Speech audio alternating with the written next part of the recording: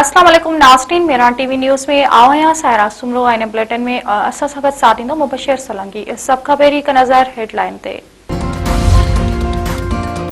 पाकिस्तान जे सियासी पार्टिन ईरान ऐं अरब मुल्कनि विच में छिकताण घटाइण खे पाकिस्तान जे अवलिन तरजीह करार ॾेई छॾियो। वज़ीर आज़म शहबाज शरीफ जी सदारत हेठि क़ौमी सलामती ख़िते जी सूरत हाल बाबति इनकेमरा इजलास, PPJUI, MKM, BAP ऐं ॿियनि सियासी जमातुनि जे अॻुवाननि जी शिरकत। सियासी पार्टियुनि ऐं वज़ीर आज़म खे क़ौमी सलामती सरहदनि जे सूरत हाल ते ब्रीफिंग ॾिनी वई। वज़ीर आज़म अफ़गान तालिबान ख़िलाफ़ जारी कार्रवाइयुनि बाबति सियासी पार्टियुनि खे एतमाद में वरितो।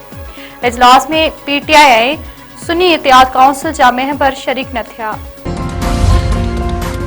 सिंध में स्ट्रीट क्राइम ते ज़ाब्ते ऐं कचे में दाड़ेलनि ख़िलाफ़ ऑपरेशन वधीक तेज़ करण जो फ़ैसिलो। वॾे वज़ीर मुराद अली शाह जी सदारत हेठि एपेक्स कमेटी जो इजलास। सूबाई करू वज़ीर, IG सिंध, DG रेंजर्स ऐं कानून लागू कंदड़ इदारनि जे अमलदारनि जी शिरकत। कानून लागू कंदड़ इदारनि पारां अमन अमान जी सूरत हाल ते ब्रीफिंग। इजलास दौरान गैर कानूनी रहंदड़ अफ़गाननि ख़िलाफ़ मुहिम तेज़ करण जो फ़ैसिलो।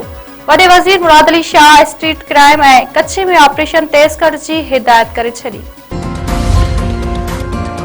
अमरीकी आबदोज़ जे हमले में श्रीलंका वेझो ईरानी जंगी जहाज़ बुॾी वियो। अमरीका ऐं इसराइल पारां ईरान में 1200 खां वधीक हथनि ते बमबारी। इसराइल जा आज़ादी स्क्वाड ते शहरनि मथां मिसाइल फायर। केतिरा ई शहरी शहीद थी विया। ईरान जा बि इसराइल ते मिसाइल हमला।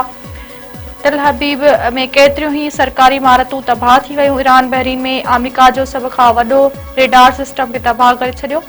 सऊदी अरब ऐं इराक में CIA जे अॾनि खे निशानो बणायो। ईरानी पासदान इनक़लाब मुताबिक़ अमरीका ऐं इसराइली हथफनि खे 40 खां वधीक मिसाइल फायर कया विया।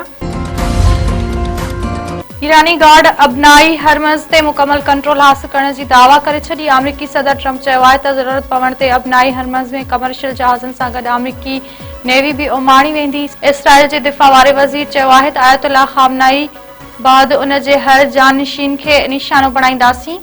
ईरान पारां अमरीका सां ॻाल्हियुनि खां साफ़ इनकार।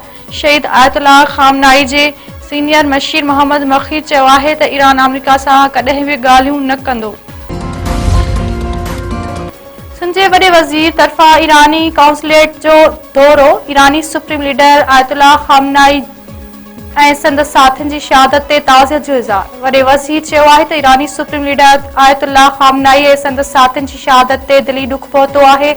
सिंध हुकूमत ऐं अवाम ईरानी अवाम सां गॾु बीठल आहे। सिंध जे वॾे वज़ीर ऐं सूबाई वज़ीर नासिर हुसैन शाह ईरानी काउंसलेट में फातिह ख़्वानी कई ऐं शहीदनि जे ख़ानदाननि लाइ सब्र जी पिण दुआ कई। पाक फ़ौज पारां ऑपरेशन ग़ज़बुल हक़ जारी। फितना हिंदुस्तान ऐं ख़ारजीन ते बमबारी। बिलग्राम एयरबेस ते बमबारी में जहाज़नि जो वेयर हाउस ऐं हैंगर तबाह। तोरखम सरहदनि ते अफ़गान तालिबान जो हमलो। जवाबी कार्रवाई में तालिबान कमांडर फरहमान समेत केतिरा ई अफ़गानी मारिजी विया। पाक फ़ौज पारां जारी कार्रवाइयुनि में मारिजी वियल अफ़गान तालिबान जो अंग 464 थी वियो। Sindh high court Sukkur bench पारां अधूरियूं रिपोर्टूं पेश करण ते DCs खे छंड। सिंध हाई कोर्ट बेंच में मासूर कोटा तहत नौकरियूं न मिलण ख़िलाफ़ दाख़िल कयल दरख़्वास्तुनि ते ॿुधणी। मुख़्तलिफ़ ज़िलनि जे DCs पारां रिपोर्टूं पेश कयूं वयूं। अदालत पारां DCs खे छंड। दरख़्वास्त गुज़ारनि जे वकील अदालत खे ॿुधायो त सूबाई सरकारी खातनि में माज़ूरनि खे 5% कोटा तहत भर्ती करण लाइ ज़िलनि इंतिज़ामिया DRCs में सियासी सिफ़ारिशुनि हेठि मनपसंद जा नाला फाइनल कया आहिनि। अदालत ज़िलनि जे डिप्टी कमिश्नर खे सरकारी तौर ख़ुदमुख्तियारी इदारनि में मासूर कोटा तहत ख़ाली जायुनि जा तफ़सील तलब करे वरिता। ॿुधणी 9 अप्रैल ताईं मुलतवी। मेहर में 3 पुलिस एहलकारनि जी शहादत वारे केस में नामज़द जवाबदारनि जी गिरफ़्तारी लाइ मुख़्तलिफ़ शहरनि में ऑपरेशन। 25 ॼणा गिरफ़्तार। SSP दादू जी अॻुवाणी में कंबर शेदात कोट ऐं लालू राइक में कार्रवाइयूं। 25 ॼणा गिरफ़्तार। SSP दादू सऊद मक्सी चयो आहे त जवाबदारनि जी गिरफ़्तारी लाइ सर्च ऑपरेशन कयो वियो। गिरफ़्तार कयल 25 ॼणनि जे कब्ज़े मां हथियार पिणु हथ कया विया आहिनि। बडाणी भरिसां बंगवार बिरादरी जे 2 धुरनि में हलंदड़ खूनी तकरार तां 1 ॼणो क़तल, 2 ॼणा ज़ख़्मी। कबलू थाणे जे हद कचे वारे इलाइक़े में हथियारबंदनि फायरिंग करे नौजवान नंढो बंगवार खे क़तल करे छॾियो। गोलियूं लॻण सबबि सनाउल्लाह ऐं सलाम बंगवार ज़ख़्मी। नाज़ुक हालत में अस्पताल मुंतक़िल। धुरनि में छिकताण वधी वञण करे इलाइक़े में ॾहका पखिड़ियल।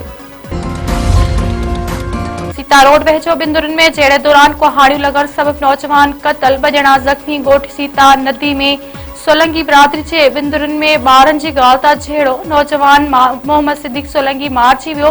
मुरीद अब्बास ऐं इब्राहिम सोलंकी ज़ख़्मी। ज़रूरी कार्रवाई बैदि लाश्कर पहुचण ते कोहराम मची वियो।